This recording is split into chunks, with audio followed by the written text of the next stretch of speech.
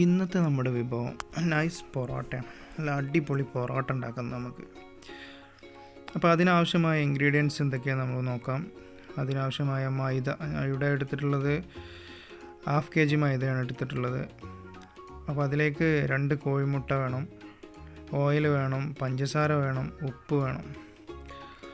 അപ്പോൾ നമുക്ക് തുടങ്ങാം. ഒരു വൃത്തിയുള്ളൊരു തറ, ആ തറയിലേക്ക് നമ്മൾ അവിടെ വെച്ചിട്ടാണ് നമ്മൾ ഇത് നല്ല കുഴച്ചെടുക്കാൻ പോകുന്നത്. അപ്പോൾ ആദ്യം മൈദേൻ്റെ സെൻറ്ററിൽ നമ്മളൊരു ചെറിയ കുഴി എടുക്കണം. ആ കുഴി എന്തിനാണെന്ന് വെച്ച് കഴിഞ്ഞാൽ നമ്മുടെ പഞ്ചസാര, ഉപ്പ്, കോഴിമുട്ട ഇവയെല്ലാം മിക്സ് ചെയ്തെടുക്കാൻ വേണ്ടിയിട്ടാണ്.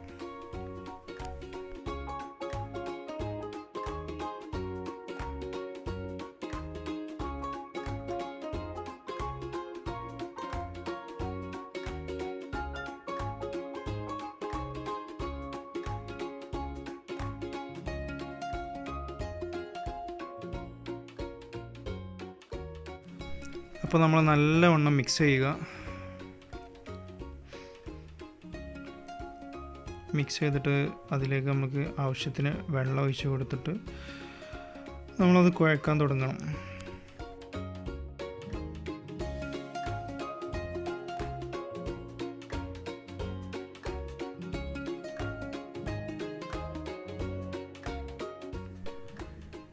നമ്മൾ വീഡിയോയിൽ കാണുന്ന പോലെ തന്നെ മൈദ കുഴച്ചെടുക്കുക, അല്ലെങ്കിൽ പണി കിട്ടാൻ ചാൻസ് ഉണ്ട്.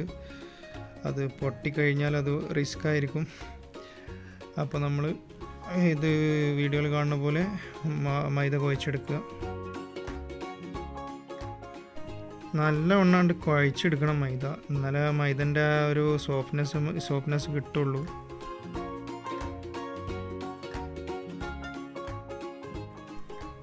നല്ലവണ്ണം മൈദ കുഴച്ചെടുക്കണം.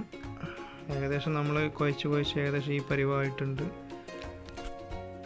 പിന്നെ പ്രത്യേകം ശ്രദ്ധിക്കണം, ഓയിലൊന്നും നമ്മൾ ഉപയോഗിച്ചിട്ടേ ഇല്ല. ഓയിലൊന്നും ഇല്ലാതെയാണ് നമ്മൾ ഇത് കുഴച്ചെടുത്തിട്ടുള്ളത്. ഇനിയാണ് നമ്മൾ ഓയിൽ പുരട്ടേണ്ടത്.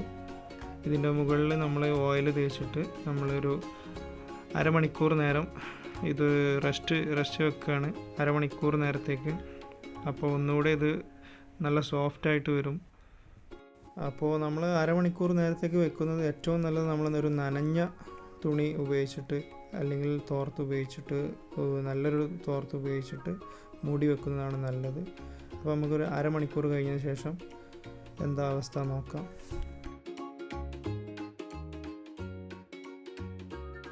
നല്ല രീതിയിൽ സോഫ്റ്റായി വന്നിട്ടുണ്ട്.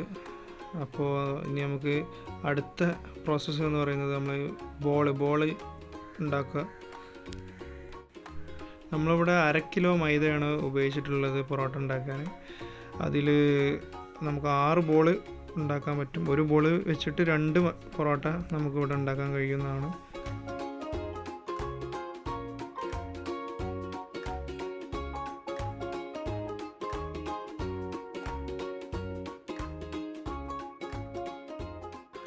അപ്പോൾ നമ്മൾ 6 ബോൾ റെഡി ആയിട്ടുണ്ട്. ഈ 6 ബോൾ ഇനി നമ്മളൊരു അരമണിക്കൂർ നേരത്തേക്ക്, അല്ലെങ്കിൽ ഒരു 15 മിനിറ്റ് നേരത്തേക്കെങ്കിലും റെസ്റ്റിന് വെക്കണം. അതും ഓയിൽ നല്ലവണ്ണം പുരട്ടിയിട്ട് ഒരു നനഞ്ഞ ക്ലോത്ത് ഉപയോഗിച്ചിട്ട് മൂടി വെക്കണം. തോർത്താണ് നല്ലത്, അതാകുമ്പോൾ ഒരു നനവ് അതിൽ എപ്പോഴും ഉണ്ടാകും. നമ്മുടെ ബൗള് നല്ല ഉഷാറായിട്ട് വന്നിട്ടുണ്ട്, നല്ല സോഫ്റ്റ് ആയിട്ടുണ്ട്. ഇനി നമുക്ക് പൊറോട്ട പരത്താം. ആദ്യം നമ്മൾ തറയിൽ ഓയിൽ നല്ലവണ്ണം പുരട്ടണം. എന്നിട്ട് നമുക്ക് പൊറോട്ട അടിക്കേണ്ടതുണ്ട്.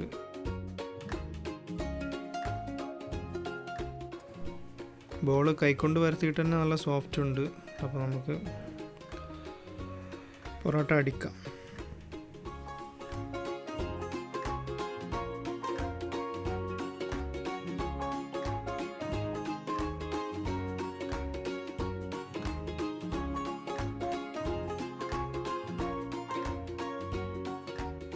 ഇവിടെ 2 രീതിയിലാണ് നമ്മൾ പൊറോട്ട ചുറ്റിയെടുക്കാൻ പോകുന്നത്.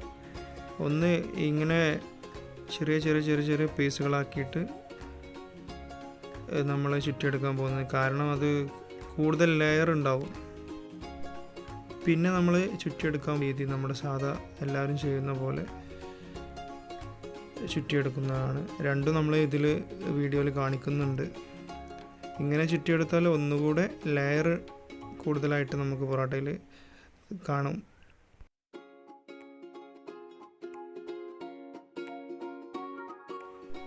കുറച്ച് അവിടെ ബാക്കി വെച്ചിട്ടുണ്ട്, അല്ലെങ്കിൽ അത് വലിയൊരു പൊറോട്ടയായി മാറും. എന്നിട്ട് വീഡിയോയിൽ കാണുന്ന പോലെ നമ്മൾ അത് ചുറ്റിയെടുക്കുക.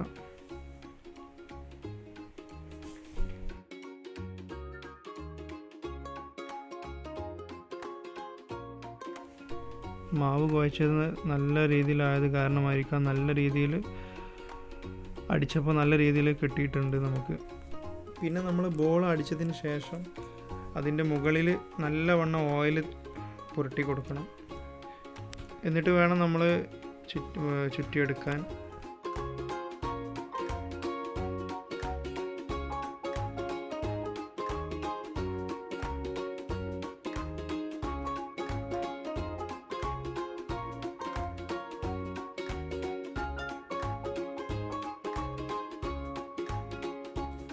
അങ്ങനെ നമ്മൾ 12 പൊറോട്ടയും ചുറ്റിയെടുത്തിട്ടുണ്ട്. ഇനി നമ്മളത് പരത്തിയിട്ട്, നമ്മളെ കയ്യിൽ പൊറോട്ടക്കല്ലില്ല, അതിന് പകരം നമ്മളെ കയ്യിൽ ദോശക്കല്ലാണ് ഉള്ളത്. ദോശക്കല്ലിൽ നമ്മൾ പൊറോട്ട ചുടുന്നു.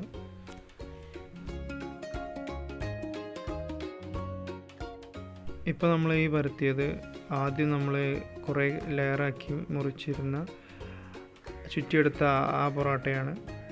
കാരണം അതിൽ അങ്ങനെ ചുറ്റിയെടുക്കുമ്പോൾ അതിൽ ലെയർ കൂടുതലായിട്ട് നമുക്ക് കാണാൻ സാധിക്കുന്നുണ്ട്. ഇതൊരു മീഡിയം ഫ്ലെയിമിലാണ് പൊറോട്ട ചുട്ടെടുക്കേണ്ടത്. പിന്നെ മുകളിൽ ഓയിൽ പുരട്ടി കൊടുക്കണം നന്നായി. വളരെ വേഗത്തിൽ തന്നെ നമ്മൾ മറിച്ചെടുക്കണം.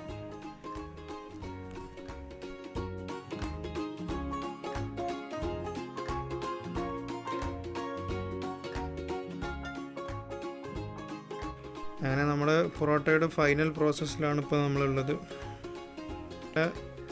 നൈസ് പൊറോട്ടയാണ് നമ്മൾ ഉണ്ടാക്കിയപ്പോൾ നമുക്ക് കാണാൻ സാധിച്ചത്. പിന്നെ നമ്മൾ ഇത് നല്ല അടിപൊളി ബീഫ് കറീൻ്റെ കൂടെയോ അല്ലെങ്കിൽ ചിക്കൻ കറീൻ്റെ കൂടെയൊക്കെ നമുക്ക് കഴിക്കാം. അല്ലെങ്കിൽ വെറുതെ നമ്മുടെ കട്ടൻ ചായയുടെ കൂടെ തന്നെ ഇത് കഴിക്കാൻ സാധിക്കും. പ്രത്യേക ഒരു ടേസ്റ്റാണ്. നമ്മുടെ വീഡിയോ ഇഷ്ടപ്പെട്ടു കഴിഞ്ഞാൽ എല്ലാവരും നമ്മളെ ചാനൽ സബ്സ്ക്രൈബ് ചെയ്യാൻ മറക്കരുത്. വീണ്ടും മറ്റൊരു വിഭവമായി കണ്ടുമുട്ടാം.